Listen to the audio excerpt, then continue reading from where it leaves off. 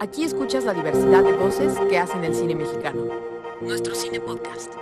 Además, te informamos sobre los estrenos en cartelera y lo más destacado que hay en festivales de México y del mundo.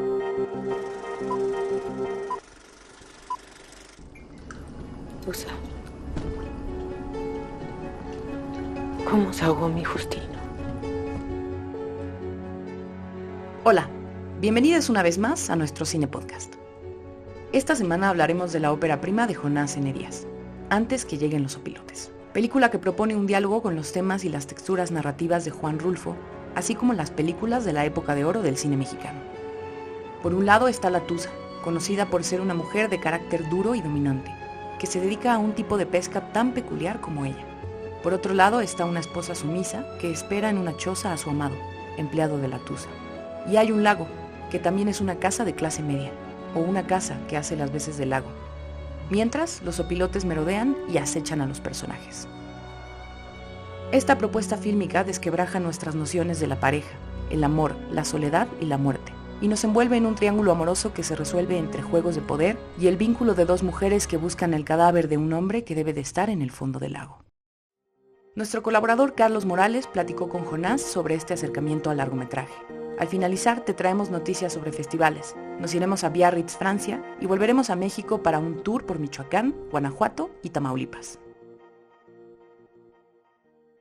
Yo generalmente suelo preguntar cómo es que surge la idea de una película, porque suele ser o una anécdota que escucharon en algún lugar o un libro o algo así. Pero creo que en este caso tiene más sentido porque es una película completamente onírica y simbólica. Claro. Que creo que no es como muy fácil decir que un amigo te contó algo, ¿no? Sino que es un ejercicio mental, creativo importante de tu parte. Entonces, quizá por ahí va la primera pregunta, pues, ¿cómo vas armando como todas estas metáforas que van ocurriendo alrededor de tus tres personajes? Fíjate que es muy curioso porque sí, es una mezcla de diferentes cosas. Y de entrada partimos por querer hacer una película que fuera filmable. Y al fotógrafo, ¿cómo le da risa esta parte? Porque cuando le empecé a decir estoy pensando en unos personajes en una barca, me dijo, dije filmable, ¿no?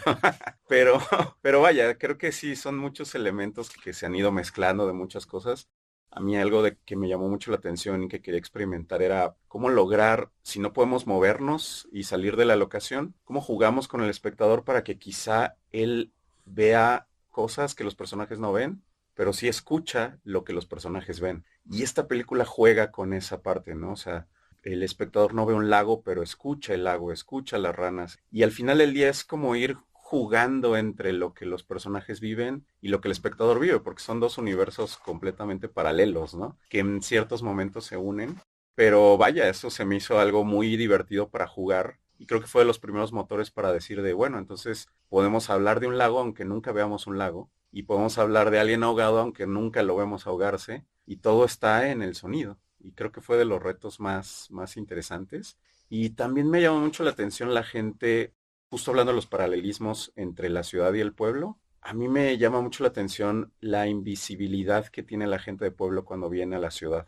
Pareciera que son invisibles. Y justo yo decía, si esas personas que son invisibles pudieran entrar a una casa, puede ser que no las verías. Podrían entrar y hurtar cosas y no las verías, porque para la persona del citadino es invisible.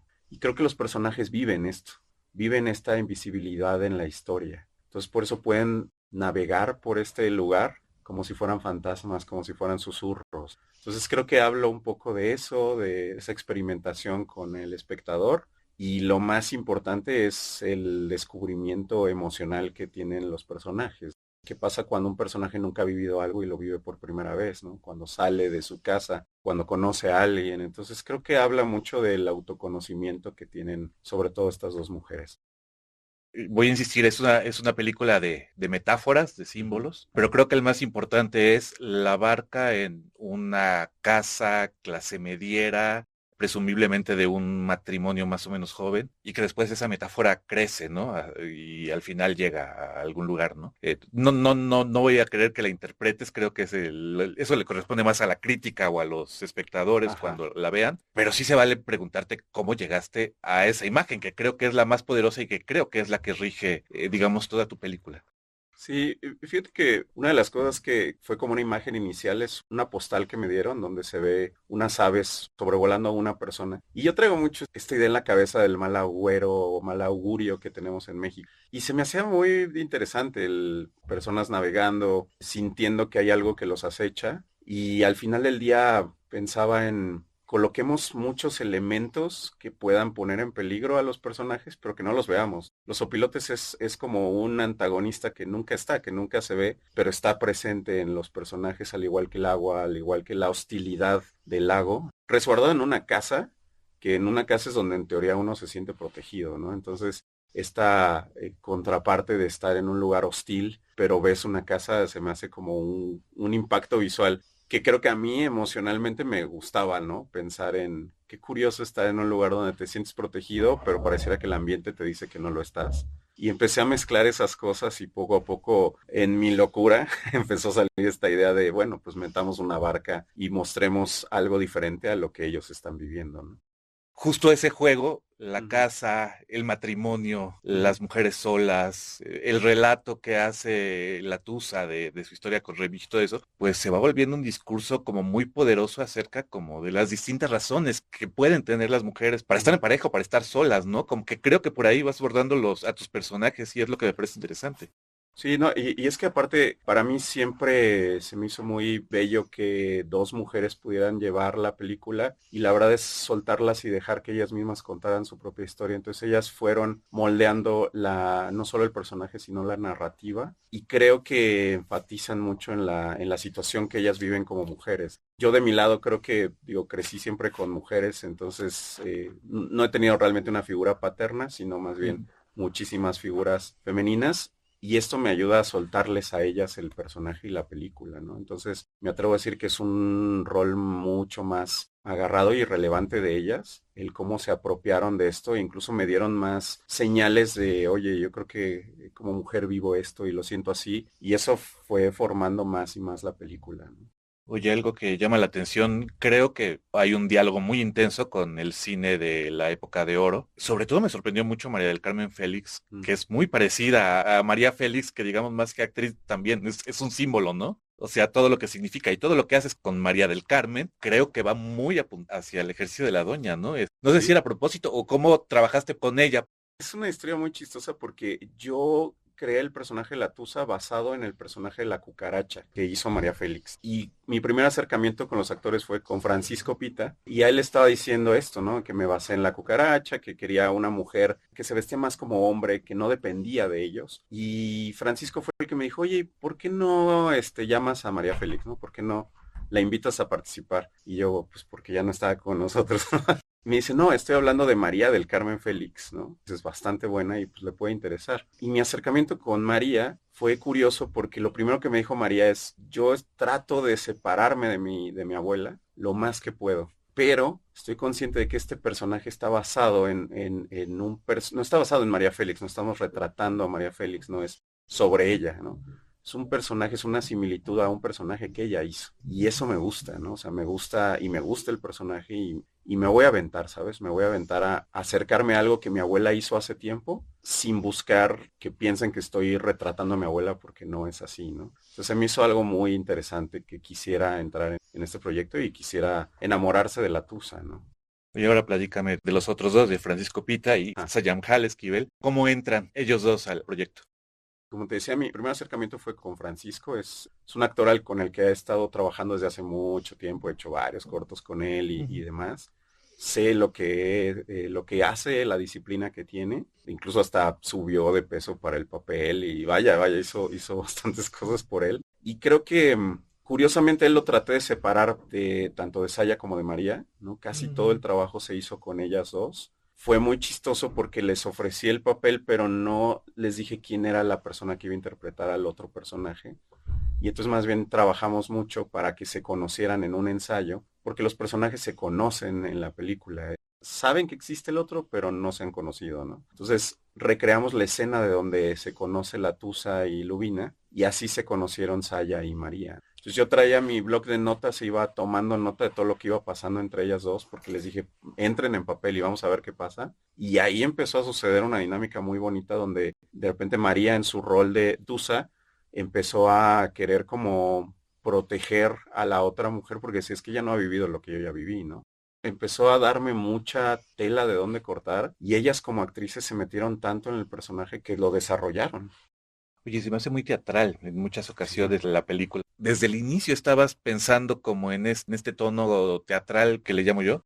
Fíjate que sí, porque como justo queremos hacer una oda y no es una réplica del cine de época de oro, digo, evidentemente no estamos tal cual haciendo que la película parezca que se filmó en los 50 con todo este modelo de trabajo, pero sí queríamos hacer algo que conectara con la época de oro y sí tiene que ver mucho con la teatralidad, tanto en las actuaciones, el lenguaje es complicado porque es muy rulfiano, de repente hablan en una metáfora y yo les decía, a veces hablan y hablan para decir algo que podemos decir en 3 palabras. Ese es el lenguaje rulfiano y eso es algo que queremos como retratar aquí. Entonces sí, inevitablemente era algo teatral. Creo que más bien el reto era no exagerarlo demasiado, ¿no? O sea, que no se fuera a llevar a lo completamente fársico donde no pudieras sentir lo que ellas sienten. Pero sí, evidentemente el tratamiento de la película pues sí es mucho más teatralizado, ¿no?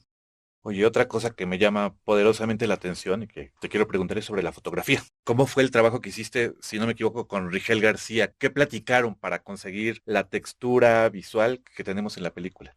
Fíjate que creo que el trabajo con él fue tal cual, en vez de iluminar con luz, iluminar con sombra, ¿no? Entonces, algo que platicamos fue cómo usamos la menor cantidad de luz posible, también considerando nuestras propias limitaciones que teníamos al hacer esta peli. Y entonces más bien era apagar todas las luces y poco a poco ir metiendo luz hasta que encontrábamos como el tono necesario, ¿no? Entonces, el alto contraste que tiene, de repente están los personajes en un lugar, en un punto de luz y atrás ves si acaso unas velas, usamos mucho los reflejos de las ventanas, pero creo que fue más bien tratar de iluminar con la sombra, ¿no? Jugar y usar la sombra a nuestro favor para que justo la cantidad de luces que tuviéramos fueran casi nulas, ¿no? Buenísimo. Antes que lleguen los opilotes, ha sido proyectada en cinetecas del país y se encontrará disponible en salas a partir del 10 de octubre. Para conocer los cines del país en los que se estará proyectando, consulta @sopilotespelícula en Instagram. Nuestro cine en cartelera. El otro estreno que llega a cines este 10 de octubre es El Reino de Dios, de la directora Claudia Sanluz.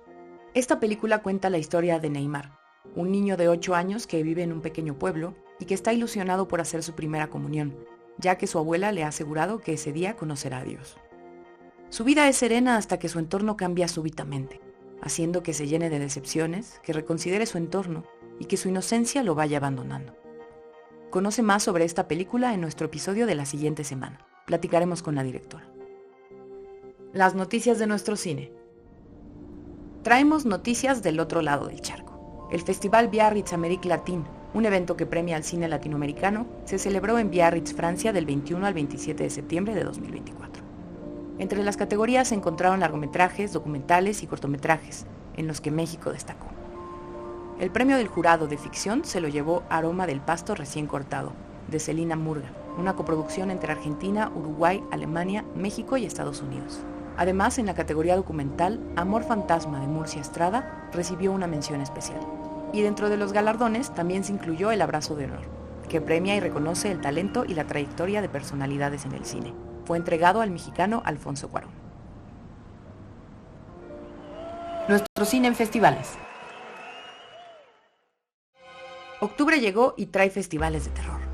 Animal Film Fest regresa al Centro Histórico de Morelia en su 5ª edición este 3, 4 y 5 de octubre. En esta edición han sido seleccionados un total de 51 cortometrajes para competencias dentro de los géneros horror, terror, suspenso y thriller. Además, 21 largometrajes internacionales y 30 mexicanos, de los cuales 11 son michoacanos, serán parte de la programación. Los géneros a presentar están subdivididos en 5 programas: Reflejos de lo Siniestro, Eclipse de los Vivientes, Entre Sombras y Horrores, Realidades Retorcidas, Susurros del Abismo y una sección especial, Muestra Unifest, presentada por la Unión de Festivales Internacionales de Cine.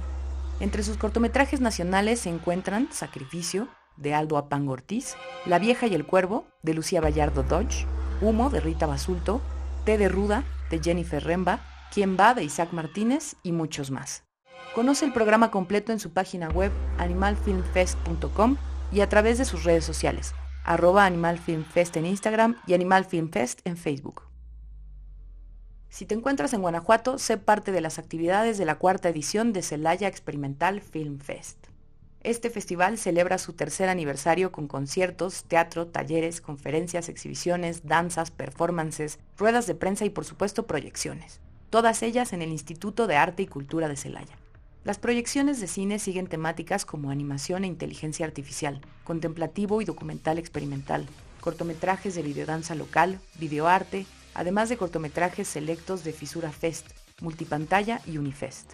Para más información sobre esta y futuras ediciones, encuéntralos en sus redes sociales, Celaya Experimental Film Fest en Facebook y @Celaya Experimental Film Fest en Instagram.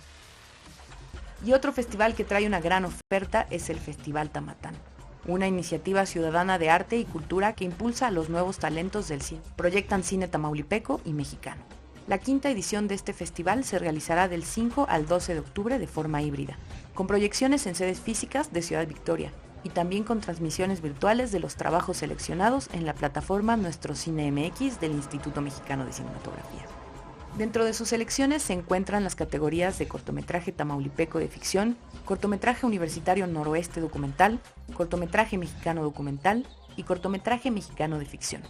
Consulta la oferta completa en su página web festivaltamatán.mx o en sus redes sociales, donde podrás encontrarles como Festival Tamatán. Nuestro Cine Podcast es una producción de la Secretaría de Cultura a través del Instituto Mexicano de Cinematografía. Voz de Paloma Oseguera. Ella hace el guión junto con María Fernanda Ortiz y Saraí Rosas. Nuestro entrevistador es Carlos Morales. Edita Saraí Rosas. El diseño sonoro es de Eric Valdés. La versión para YouTube la hace Bruno Molina. Asiste Carla Escamilla. Agradecemos la participación especial de quienes hacen nuestro cine. Esto es Nuestro Cine.